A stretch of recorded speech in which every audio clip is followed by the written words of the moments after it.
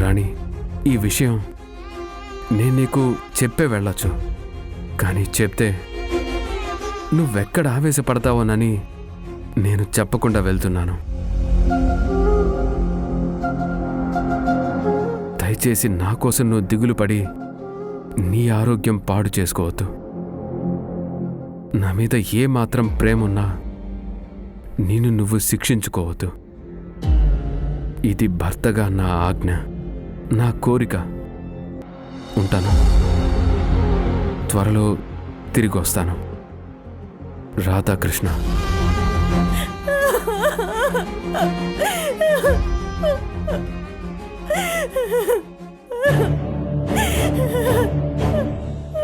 అమరాని చూసావు కదమ్మా, రాధాకృష్ణ నీ కోసం ఎంత తపన పడుతూ రాశాడు. ఇంకా నువ్వేం బాధపడకమ్మా. ఇప్పటికైనా కాస్త తిని తల్లి. అమ్మా అమలు, నువ్వు వెళ్ళి అన్నం తీసుకు. అలాగే తాతయ్య.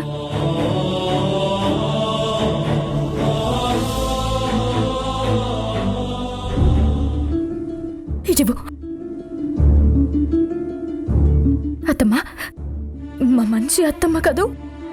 మావయ్య గారి కోరిక, ఆయన ఆజ్ఞ ప్రకారం మీరు తినాలి. ఇది నోరు తెరవండి.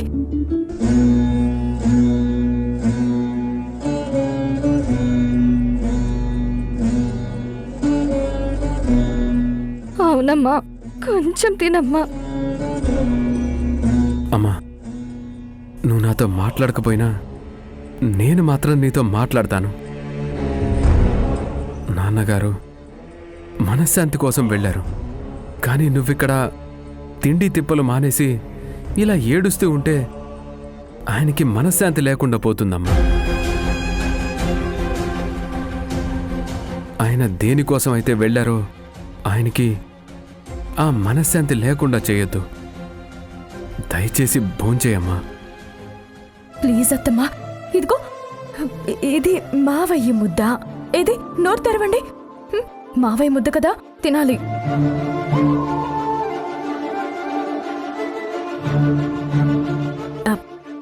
ఇది మీ పెద్ద అబ్బాయి ముద్ద. ఇది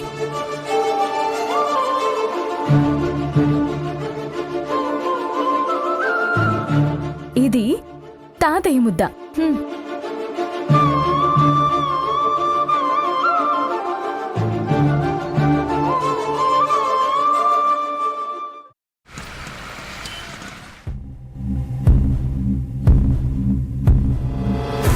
బాలు ఎక్కడమ్మా?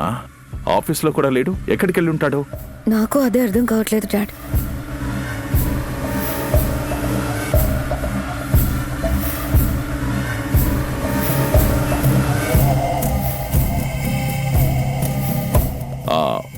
ఫోన్ రింగ్ అవుతుంది కానీ లిఫ్ట్ చేయడం లేదమ్మా. డాడ్, నేను కూడా చాలాసార్లు ట్రై చేశాను. నా ఫోన్ కూడా ఆన్సర్ చేయట్లేదు. ఎప్పుడు ఇలా చేయడే? ఎందుకు ఫోన్ అవాయిడ్ చేస్తున్నాడు? వాళ్ళ నాన్న విషయంలో బాగా హట్ అయి ఉంటాడంటావా? నాకు అదే డౌట్గా ఉంది డాడ్. ఆ మూడ్ నుంచి వీలైనంత తొందరగా బయటికి తీసుకొని రావాలి. లేదు అంటే మనకి రివర్స్ అయ్యే ప్రమాదం ఉంది. ముందు తను రాని అమ్మా. మనిషి ఎదురుగా ఉంటే మాటలతో మాయ చేయొచ్చు. కానీ ఇప్పుడు మన మాట వింటాడా డాడ్? వినేలా చేసుకోవాలమ్మా. ఎట్టి పరిస్థితుల్లోనూ ఇప్పుడు వాళ్ళ నాన్న విషయంలో మనం వ్యతిరేకంగా మాట్లాడొద్దు. పైగా ఆయన మీద జాలి చూపించాలి.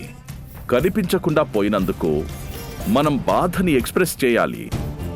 ఆయన పోయినందుకు మనసులో హ్యాపీగానే ఉంది డాడ్.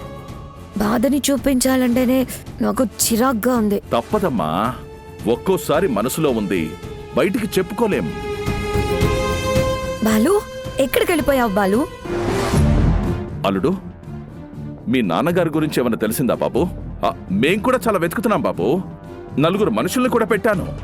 ఊరంతా వెతికాను. బస్టాండ్లో, రైల్వే స్టేషన్లో అన్ని చోట్ల చూశాను. ఎక్కడ కనిపించలేదు. అసలు నాన్న ఎక్కడికి వెళ్ళాడో ఏంటో అసలు నాకేం తెలియట్లేదు మోయ. నువ్వేం బాధపడకు బాలు. నీ మీద అలిగి వెళ్ళారు కదా, ఆయన కోపం తగ్గాక వచ్చేస్తారులే. You don't worry. డాడీ కూడా వెతికిస్తున్నారు కదా. అవును బాబు, ఆయన నీకు నాన్నంటే నాకు వియ్యంకుడే కదా. ఆయన ఎక్కడున్నా వెతికి పట్టుకునే బాధ్యత నాది. ఎక్కడున్నా గానీ క్షేమంగా తీసుకొచ్చే బాధ్యత కూడా నాదే. నాన్న క్షేమంగా వస్తే పర్వాలేదు, అలా కాకుండా నాన్నకేమైనా జరిగితే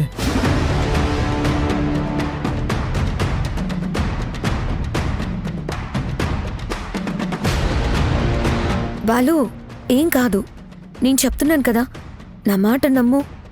జరిగిన దానికి ఫీల్ అయ్యి నాన్న ఏదైనా డెసిషన్ తీసుకుంటే నేను జీవితాంతం రిగ్రెట్ అవ్వాల్సి వస్తుంది శశి.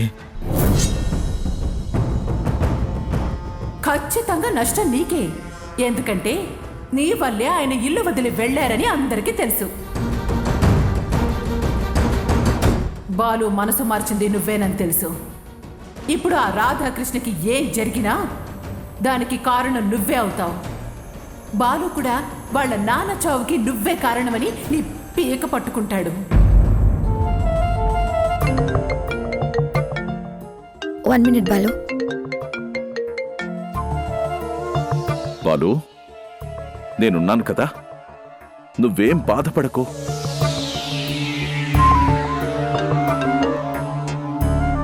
హలో, ఏంటి ఫోన్ చేసావు? నువ్వెక్కడున్నా సరే వెంటనే నా దగ్గరికి పరిగెత్తుకుంటూ రావాలి. ఎందుకు? ఆయన నువ్వు పిలిస్తే నేనెందుకు రావాలి? రావాలి ఎందుకంటే మీ మామ నా చేతిలో ఉన్నాడు.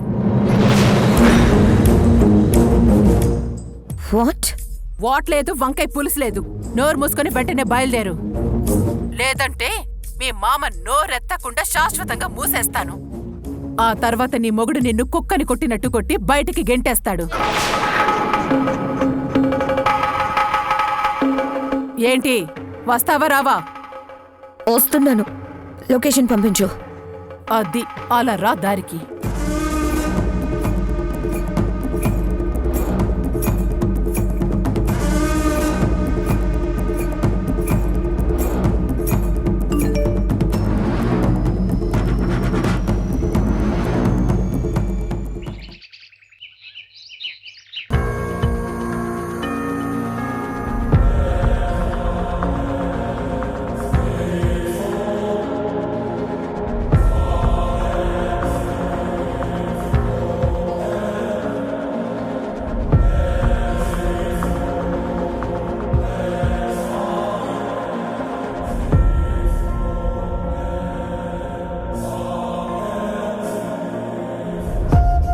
చూశారుగా, నాన్న గురించి ఎవ్వరూ భయపడాల్సిన పని లేదు.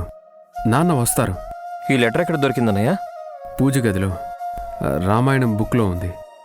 అమ్మకి రోజు రామాయణం పారాయణం చేయడం అలవాటు కదా, అమ్మ చదవాలని అందులో పెట్టారు నాన్న.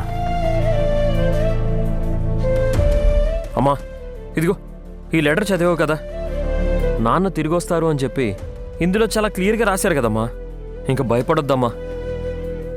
ఏమోరా, లెటర్ రాసినా గాని ఆయన తిరిగొచ్చి నా కళ్ళ ముందు నిలబడితే గాని నాకు మనశ్శాంతి ఉండదు. అప్పటి వరకు భయం భయంగానే ఉంటుంది. అప్పటి వరకు మేమెలా చూస్తూ ఊరుకుంటామమ్మా? ఈలోగా నాన్నని వెతికి మన ఇంటికి తీసుకొని వస్తాం కదా. అవునమ్మా, మేమిద్దరం ఉన్నాం కదమ్మా, నువ్వెందుకమ్మా టెన్షన్ పడుతున్నావు? నాన్నని తీసుకొచ్చే బాధ్యత మా ఇద్దరిదమ్మా. ఇంకేంటమ్మా, రామలక్ష్మణులే మాటిచ్చారు. వాళ్ళిద్దరూ మాటిచ్చారంటే రాధాకృష్ణ ఎక్కడున్నా తీసుకొచ్చేస్తారు. నువ్వేం బెంగ పెట్టుకోకు తల్లి. ఆయన ఏమయ్యారనే ఆలోచన కూడా లేకుండా ఏమి పట్టనట్టు వాళ్ళిద్దరు ఎలా వెళ్ళిపోయారో చూడండి.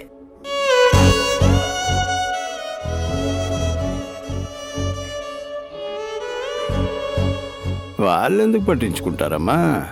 అసలు ఇదంతా జరగడానికి కారణం వాళ్ళే కదా. ఇప్పుడు రాధాకృష్ణ గురించి పట్టించుకుంటే తప్పు వాళ్ళదవుతుంది కదా. పట్టించుకోరమ్మా. తప్పులు చేసే వాళ్ళకి తమ తప్పులు గుర్తించేంత మంచి మనసు ఉండదమ్మా. మనం వాళ్ళ నుంచి అది ఆశించడం కూడా మన మూర్ఖత్వమే అవుతుంది. అయినా నువ్వేం దిగులు పడకమ్మా, మేమిద్దరం మాటిస్తున్నాం కదా. నాన్నని వెతికి తీసుకొచ్చే బాధ్యత మా ఇద్దరిది. ఎరా అలాగే అన్నయ్య.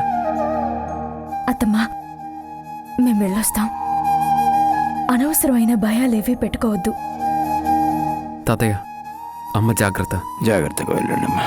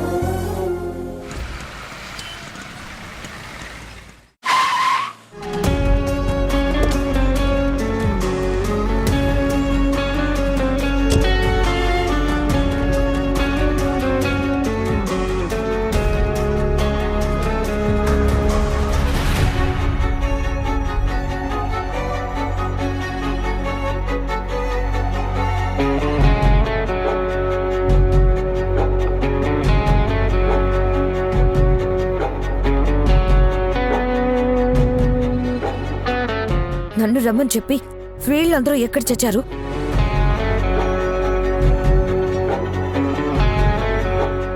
ఏయ్, నన్ను రమ్మని చెప్పి మీరెక్కడున్నారు? నేను ఇంకా ఎంతసేపు ఇక్కడ ఉండాలి?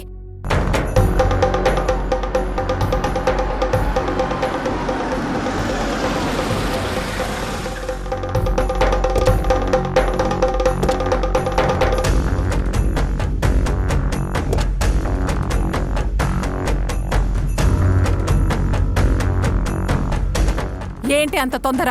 మేము వచ్చేదాకా ఆగలేవా? ఏయ్, పిచ్చి పిచ్చిగా వాగొద్దు. ఏంటి ఫోన్లో ఏదేదో అంటున్నావు? అబ్బా, ఏవి తెలియకుండానే ఇక్కడికి వచ్చావా? నువ్వు మహానటివని మాకు బాగా తెలుసు. నీ నటనలు బాలు దగ్గర చూపించు, మా దగ్గర కాదు. సరే, మా మావయ్య ఏరి?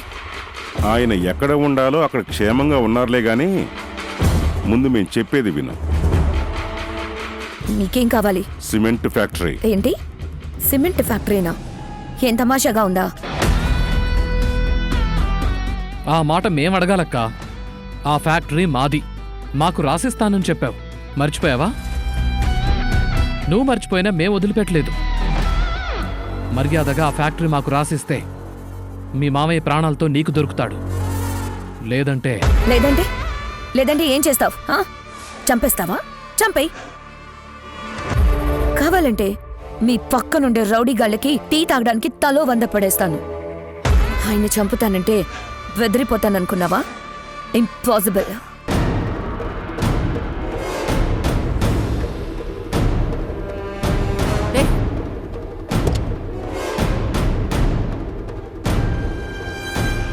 ఏంటక్క ఆగిపోయావు? వెళ్ళు. చంపితే చంపేండి అన్నావు కదా, అలాగే నీ మాట ప్రకారమే ఆయన ప్రాణం తీసి నీకు పార్సల్ పంపిస్తాం. బయలుదేరు. ఏ కాళ్ళు ముందుకు సాగటం లేదా? భయంగా ఉందా?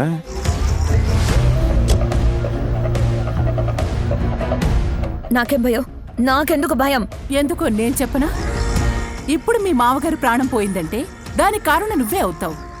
నీ వల్లే మీ మావయ్య ఇల్లొదిలి వెళ్ళిపోయాడని మీ ఆయన అనుకుంటున్నాడు. ఇప్పుడు మీ మావయ్యని లేపేస్తే ఆ పని చేసింది నువ్వు మీ బాబేనని నేరం మీ మీదకి నెట్టేస్తాం. మేం అబద్ధం చెప్పామంటే సిమెంట్ గోడ కట్టినంత స్ట్రాంగ్గా ఉంటుంది. మీ ఆయనే కాదు, ఇంట్లో అందరూ రాధాకృష్ణ చావుకి కారణం నువ్వు మీ నాన్నే అని నమ్ముతారు. ఆ తర్వాత అందరూ కలిసి మిమ్మల్ని ఏం చేస్తారో ఊహించుకోమ్మా. చూడక్క, నీకు వేరే ఛాన్స్ లేదు. అనవసరంగా ఏవేవో ప్లాన్స్ చేయకు. మేం అడిగిందిస్తే నీ లైఫ్ బాగుంటుంది, లేదంటే నీ లైఫ్ నాశనం అవుతుంది. ఏది కావాలో నువ్వే నిర్ణయించుకో. అసలు మా మావయ్య మీ దగ్గరే ఉన్నాడని నమ్మకం ఏంటి? ఉంటే చూపించండి. చూడమ్మా, నువ్వు మమ్మల్ని డిమాండ్ చేయకూడదు, రిక్వెస్ట్ చేయాలి. మేం ఏం చెబితే అది నమ్మాలి. చూడు, నీకెక్కువ టైం ఇవ్వడం లేదు. 24 గంటలకి మించి ఒక్క నిమిషం కూడా ఇవ్వం. ఈలోగా ఆ ఫ్యాక్టరీ మాకు ఎలా రాసివ్వాలో ఆ ఏర్పాట్లు చూడు. లేదంటే ఆ రాధాకృష్ణ శవం నీకు పార్సిల్ వస్తుంది. సరేనా?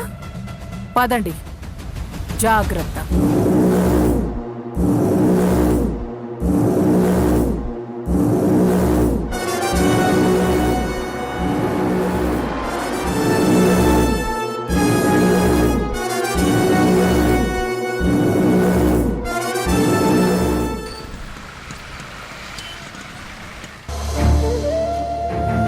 ఏమండి, నిజంగా మావయ్య గారికి ఎంత ముందు చూపో చూడండి.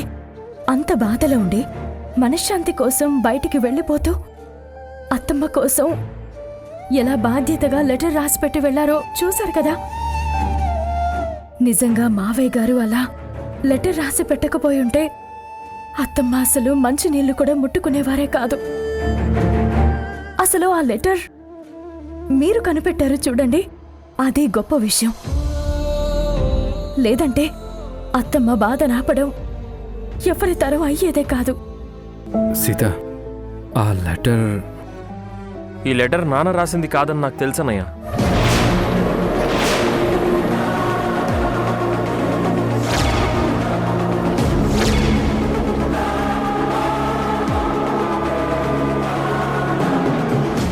ఏంటాదిత్య, ఏముంటున్నావు? నిజం వదినా, ఈ లెటర్ నాన్న రాసింది కాదు. ఇది రాసింది అన్నయ్యే.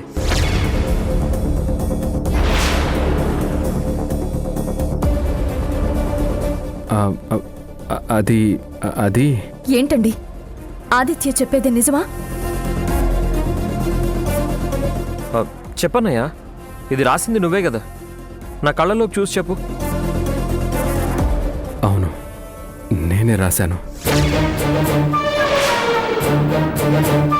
ఎందుకు అలా చేశారండి? మరేం చేయమంటావు సీత? అమ్మ పరిస్థితి చూసావు కదా. నాన్న కోసం తిండి తిప్పలు మానేసి కూర్చుంది. అమ్మ కోసమే నేను ఆ లెటర్ రాశాను.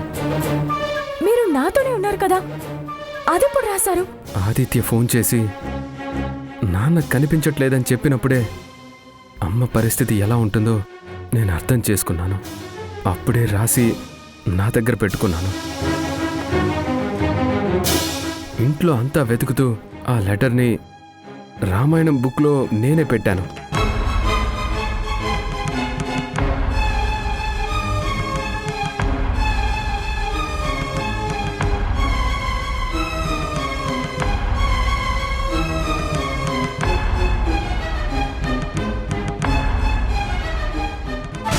అమ్మని ఓదార్చాలంటే అంతకంటే ఏం చేయాలో నాకు తెలియలేదు.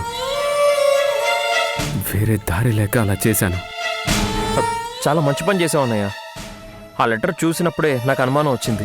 ఎందుకంటే హ్యాండ్ రైటింగ్ నాకు బాగా తెలుసు. నాన్నలాగా నువ్వు ఎంత కాపీ కొట్టినా కొన్ని చోట్ల దొరికిపోయావన్నయ్య. అమ్మను ఓదార్చాలంటే నీ వల్లే అవుతుందన్నయ్య. అమ్మ మనసు నీ ఒక్కడికే బాగా తెలుసు. అందుకే నువ్వు ఈ లెటర్ రాసావని అర్థమైనా నేను బయట పెట్టలేదన్నయ్య. కానీ ఆ అబద్ధం ఎన్ని రోజులు దాస్తారండి? మావయ్య గారు రాకపోతే అత్తమ్మ తట్టుకోలేరు. మీరు చెప్పింది అబద్ధం అని అత్తమ్మకి తెలిస్తే ఆవిడ చాలా బాధపడతారు. ఈలోగా మేము నాన్నగారిని వెతికి పట్టుకుంటాం సీత. అవునన్నయ్య, మనం వెంటనే నాన్నని వెతకాలి. ప్రాణం మీదకు వచ్చినప్పుడు అబద్ధం ఆడడం తప్పు కాదు అన్నారు. అందుకే అబద్ధంతో అమ్మ ప్రాణాలు కాపాడుకున్నాను. అసలు నిజం తెలిసేలోగా ఆ అబద్ధాన్ని నిజం చేయాలి. ఆదిత్య, పద వెళ్దాం. రా అన్నయ్య, వెళ్దాం.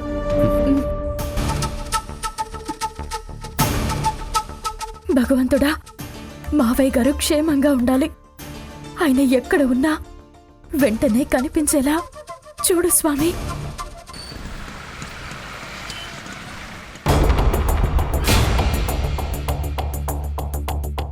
శశి, ఎక్కడికి వెళ్ళావు?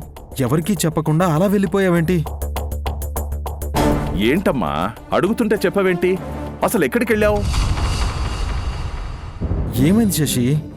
ఏం మాట్లాడవేంటి? ఏం మాట్లాడమంటావు బాలు? మీ నాన్నగారిని కాపాడడం కోసమే నేనిప్పుడు వెళ్ళాను అంటే నువ్వు నమ్ముతావా? ఏంటి మా నాన్నగారినా? ఆయన్ని కాపాడడం ఏంటి? అసలు మా నాన్న ఎక్కడున్నారు? అమూల్య వాళ్ళ అత్త మావల దగ్గర బందీగా ఉన్నాడు. వాట్? వాళ్ళ దగ్గర బందీగా ఉన్నారా? అసలు వాళ్ళు మా నాన్నని బంధించడం ఏంటి శశి? అసలు ఏం జరిగింది శశి? అమ్మా శశి, అసలు ఏం జరిగిందో వివరంగా చెప్పమ్మా. డాడ్, ఆ సరోజ వాళ్ళకి మావయ్య గారు దొరికారు. వాళ్ళేమో ఆయన్ని దాచిపెట్టి నాకు ఫోన్ చేసి నన్ను అక్కడికి రమ్మన్నారు. మీ మావయ్య గారు ప్రాణాలతో కావాలి అంటే సిమెంట్ ఫ్యాక్టరీ మా పేరు మీద రాసివ్వండి అని నాతో బేరం పెట్టారు.